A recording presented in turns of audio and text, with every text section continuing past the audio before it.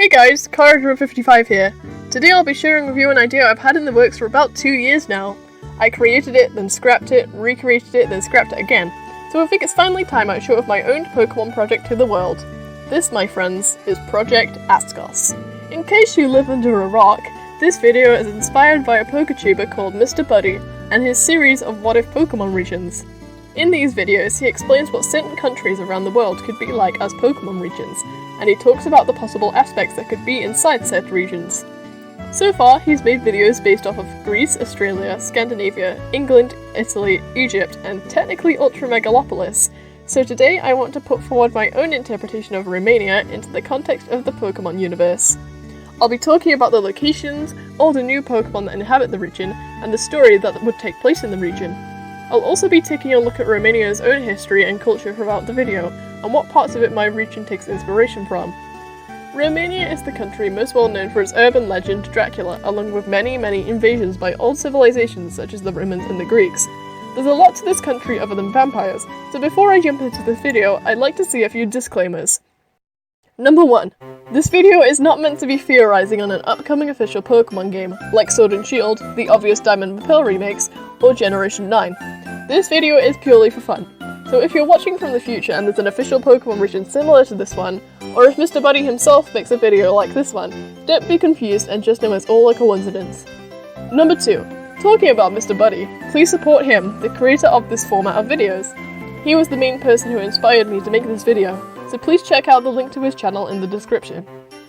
Number 3. This video is pretty much a fanfiction in video form.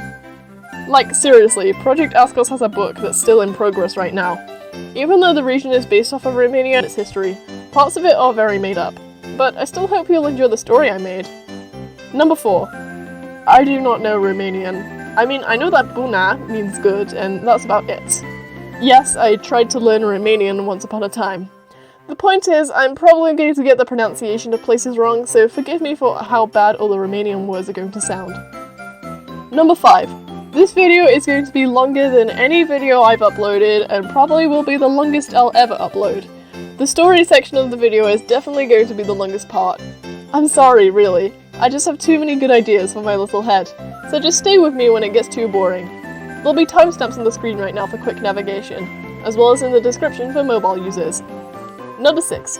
Please support all the great voice actors who volunteered for this project. It really means a lot to me that they're helping me out with this, so please check them all out in the description. I think that about covers it for the intro.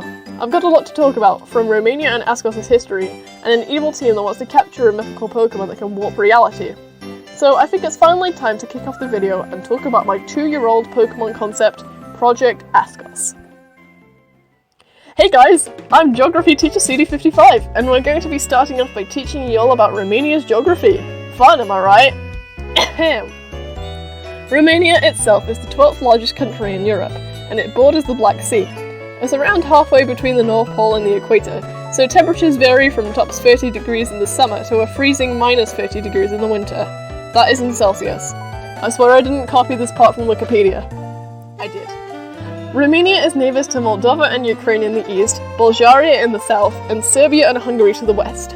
Let's pray to Elsius that Game Freak decides to use one of those countries instead of Romania, or else I'll be in trouble in the future. Romania's natural landscapes are almost evenly divided by mountains, plains, and hills. These areas spread rather symmetrically from the Carpathian mountain ridge to the Danube Delta. I'm gonna go the Gen 1 and 2 route and not add a random desert for no reason. More about that dank mountain range though, they're separated into 3 ranges. They have names, but I'm just going to refer to them as west, south, and east to make it easier for y'all. Each of these regions have some distinguishing features which make for cool locations for my Pokémon region. In the east, the mountains are made of parallel ridges that run northwest to southeast. The westernmost ridge is an extinct volcano ridge with many preserved cones and craters. The eastern section is also covered with a ton of forests. Around 32% of the country's woods are there. In the south, you'll see the highest peaks, and more than 150 glacial lakes.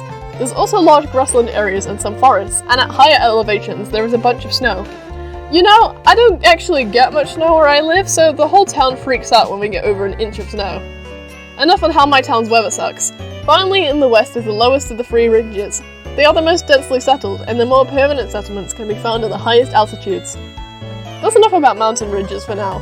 This has probably given you a brief overview of the type of geography and landscapes in my region, so let's move on to what pre-existing Pokémon could live in each of these environments. It's worth noting that even though most of the Pokémon I put here are based off the wildlife in real-life Romania, there's a few random ones I put in because I just thought they'd fit well. First up, I think the forests of Romania could inhabit Pokémon such as Pachirisu, Emolga, the Centret line, the Caterpie and Weedle lines, the Wurmple lines, the Minccino line, the Azurill line, the Bidoof line, Dudene, Plusle and Minun, the Cyndaquil line, the Bunnelby line, and the Deerling line. Next up for the grassland areas, you would be able to see the Rattata line, the Starly and Fletchling lines, Eevee, Ralts and Curlier, Togedemaru, the Sandshrew line, the Swablu line, the Chikorita and Burmy lines, the Seedot line, and the Zerawa line. In the mountainous areas, you would find the Skidoo line, the Rockruff line, the Zubat and Noibat lines, the Yungoos line, the Mudbray line, the Joltik line, Bouffalant, the Machop, Timber and Roggenrola lines, Minior, and the Onyx line. Next in the snowy areas, you would find the Snowrun and Snova lines, the Bergmite line, the Swinub line, Delibird, the Sneasel line, Gligar and Gliscor, the Bronzer line, Dunsparce, the Baneri line, the Golett line, and the Cubchoo line. In the more arid areas, there would be the Slugma line, the Magmir line, Torkoal, the Larvitar and Gibble lines, the normal Trapinch and Boltoy lines, the Larvesta line, Heatmore and Durant, and the Thalendit line. Finally, in the water areas, there would be the Horsey line, the Mantike line, the Feebas and Meshcarp lines, the Remoraid line, Poliwag and Poliwhirl, the Wingull line, the Totodile line, the Krabby line, Luvdisc and Alomomola, and the Lotad line. Alright, that was an overview of the pre-existing Pokémon that inhabit the Askos region. Obviously I couldn't list every Pokémon that can inhabit the region in risk of losing my voice, but I think these select few give a brief idea. We'll go over what Fakemon I've designed to also fit in these environments later in the video. And by later in the video, I mean in the next episode. See ya!